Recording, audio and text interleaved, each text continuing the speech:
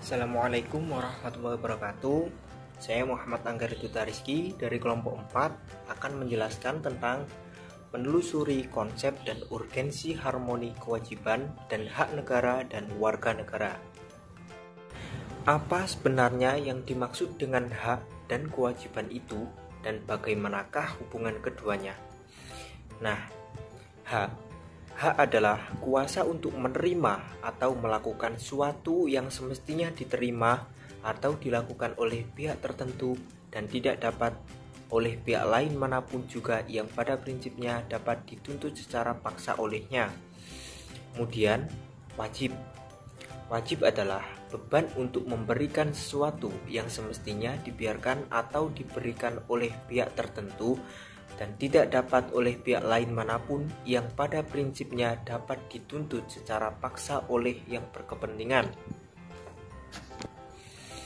Hak dan kewajiban merupakan sesuatu yang tidak dapat dipisahkan. Menurut teori korelasi yang dianut oleh pengikut utilitarianisme, ada hubungan timbal balik antara hak dan kewajiban. Menurut mereka, setiap kewajiban seorang berkaitan dengan hak orang lain, dan begitu pula sebaliknya. Mereka berpendapat bahwa kita baru dapat berbicara tentang hak dalam arti sesungguhnya jika ada korelasi itu. Hak yang tidak ada kewajiban yang sesuai dengannya tidak pantas disebut dengan hak. Kemudian, hak warga negara. Apa sih hak warga negara itu? Hak warga negara merupakan seperangkat hak yang melekat pada diri manusia dengan kedudukannya sebagai anggota dari sebuah negara. Nah, contoh dari hak warga negara adalah 1. Persamaan kedudukan dalam hukum yang tercantum dalam pasal 27 ayat 1. Kemudian 2. Hak atas pekerjaan dan penghidupan yang layak tercantum dalam pasal 27 ayat 2. Tiap warga negara berhak atas pekerjaan dan penghidupan yang layak bagi kemanusiaan. Kemudian yang ketiga, hak untuk hidup dan mempertahankan kehidupan tercantum dalam pasal 28A. Setiap orang berhak untuk hidup serta berhak mempertahankan hidup dan kehidupannya. Kemudian yang disebut dengan kewajiban. Kewajiban merupakan suatu hal yang harus dilakukan oleh seseorang setelah mendapatkan hak atas sesuatu atau yang dilakukan seseorang untuk mendapatkan hak tersebut. Contoh dari kewajiban warga negara sebagaimana tertera dalam Undang-Undang Dasar 1945 adalah segala warga negara wajib menjunjung hukum dan pemerintahan itu dengan tidak ada kecualinya. Pasal 27 ayat 1. Kemudian, setiap warga negara wajib ikut serta dalam upaya pembelaan negara.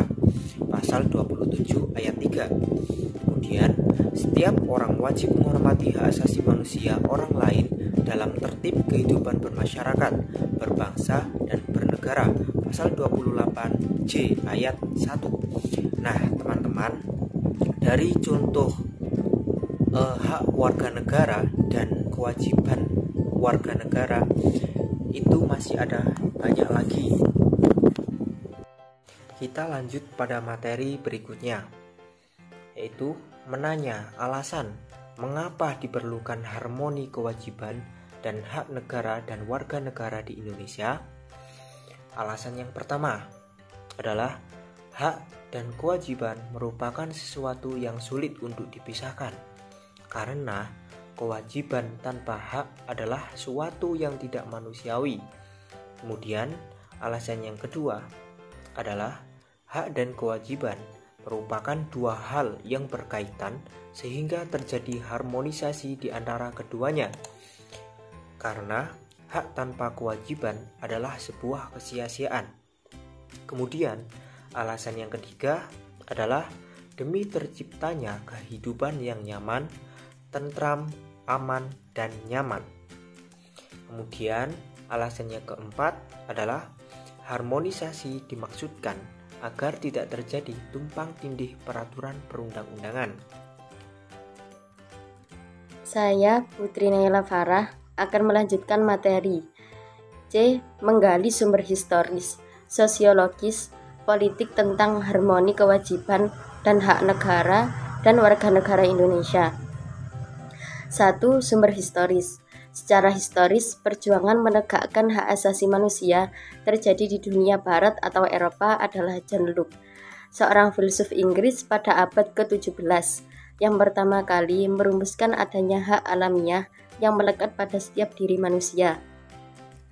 Perkembangan selanjutnya ditandai adanya 3 peristiwa penting di dunia barat, yaitu Magna Carta, Revolusi Amerika, dan Revolusi Prancis.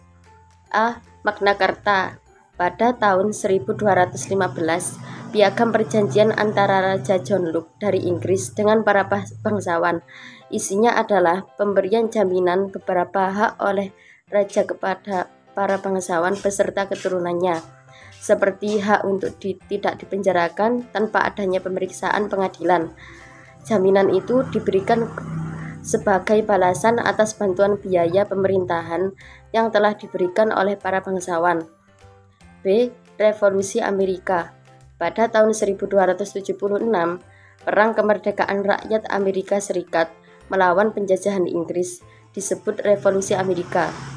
Deklarasi Kemerdekaan Amerika Serikat menjadi negara merdeka pada tanggal 4 Juli tahun 1776 merupakan hasil dari revolusi ini. C. Revolusi Prancis. Pada tahun 1789, Revolusi Prancis adalah bentuk perlawanan rakyat Prancis kepada rajanya sendiri, yaitu Louis XVI yang telah bertindak sewenang-wenang dan absolut. Pernyataan hak-hak manusia dan warga negara dihasilkan oleh Revolusi Prancis. 2. Sumber sosiologis. Suatu kenyataan yang memprihatinkan bahwa setelah tumbangnya struktur kekuasaan autokrasi yang dimainkan rezim Orde Baru, ternyata bukan demokrasi yang kita peroleh, melainkan oligarki di mana kekuasaan terpusat pada kelompok kecil elit. Sementara sebagian besar rakyat tetap jauh dari sumber-sumber kekuasaan. 3. Sumber politik. Sumber politik yang mendasari dinamika kewajiban dan hak negara dan warga negara Indonesia adalah proses dan hasil perubahan Undang-Undang Dasar Negara Republik Indonesia tahun 1945 yang terjadi pada era reformasi. Pada awal era reformasi, pertengahan pada 1998, muncul berbagai tuntutan reformasi di masyarakat. Membangun argumen tentang dinamika dan tantangan harmoni kewajiban dan hak negara dan warga negara. Setelah perubahan UUD NRI 1945, aturan dasar ihwal kewajiban dan hak negara dan warga negara mengalami dinamika yang luar biasa. Berikut bentuk perubahan aturan dasar dalam UUD NRI 1945 sebelum dan sesudah amandemen tersebut. Pertama, aturan dasar ihwal pendidikan kebudayaan serta ilmu pengetahuan dan teknologi. Ketentuan mengenai hak warga negara di bidang pendidikan semula diatur dalam pasal 31 ayat 1 UUD NRI 1945. Setelah perubahan UUD NRI, ketentuannya tetap diatur dalam pasal 31 ayat 1, namun dengan perubahan kata dan rumusan nas. 2. Aturan dasar ihwal perekonomian nasional dan kesejahteraan nasional. Sebelum diubah, ketentuan mengenai perekonomian nasional diatur dalam bab 14 dengan judul Kesejahteraan Sosial dan terdiri atas 2 pasal, yakni pasal 33 ayat 3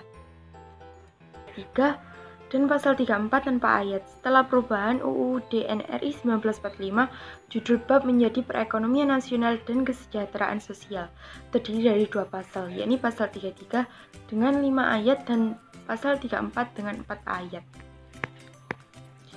Ketiga, aturan dasar ihwal usaha pertahanan dan keamanan negara.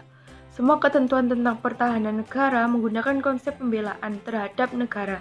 Pasal 30 ayat 1 UUD NRI 1945. Namun, setelah perubahan UUD NRI 1945, konsep pembelaan negara dipindah menjadi pasal 27 ayat 3. Penerapannya dengan memberikan hak dan kewajiban warga negara dalam usaha pertahanan dan keamanan negara. Keempat, aturan dasar ihwal hak dan kewajiban asasi manusia. Sebelum amandemen UUD NRI 1945, hak dasar warga negara diatur dalam UUD NRI 1945 hanya berkutat pada pasal-pasal yaitu pasal 27 sampai 24. Namun pasca amandemen, aturan dasar mengenai hak tersebut diatur tersendiri di bawah judul Hak Asasi Manusia atau HAM.